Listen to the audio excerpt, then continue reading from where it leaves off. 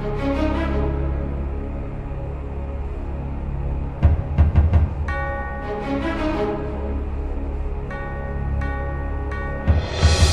istorya na naghalo sa isang trahedya, ni hindi analintang krimis sumapit sa kanila. Paglakad ay tahimik, merong biglang tumukot, nagtatalasan ng patalim sa kanila ay itinuto. Di naman dala ang kahinaan nila, ginahas at pinatay at hindi na nakonsensya. Di hindi man lang to sumagi sa aking isipan, nangyari din pala sa bayan ko na sinilangan. Lugar na matagal ko nang iniingatan, nilabas tangalan at binaboy at tinabak-tapakan. Mainit na pagtanggap, pati ko sa'y sumasalubong, at dumating sa putong kailangan humingi ng tulong. Sa mga naganap, mabilis na aksyon ang kailangan, sabay natin linisin ang Los Baños na dumisa. At muling kumina sa paningin na nakakarami, bigyan ng sagot, tanong sa iyong sarili. Nasaan na ba ang hustisya sa Los Baños? Tuloy ang ating laban, isigaw hanggang mapaos. Pawiin ang buong sa luha ng inosente sa nadangas, nahirap sa kamay ng violent. Nasaan na ba ang hustisya sa Pinas? Ilan pa ba ang magturo sa salayunin di na batas?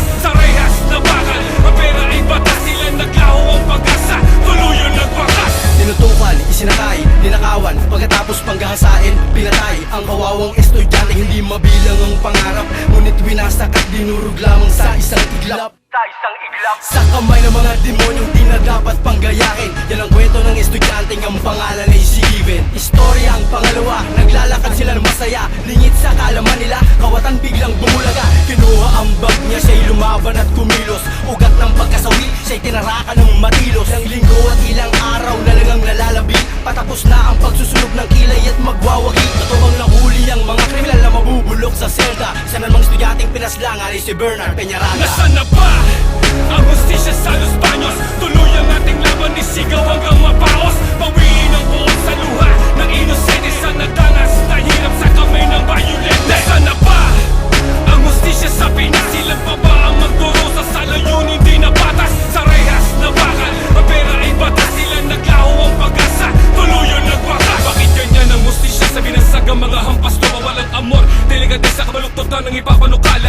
Patuloy mo nga antayin ang pag-asa sa bilangguan. Sanhi sa mga pangyarihan kaya paikutin ng hukuman. Ibabase ang sintensya sa roleta na kapalaran. Hanggang sa pumuti na ang uwak, patuloy ka pa rin matatapunan ng mga hinaing. Sa kasalukuy damang-dama sapagat pagkong ang pag-usad ng ating batas sa pera.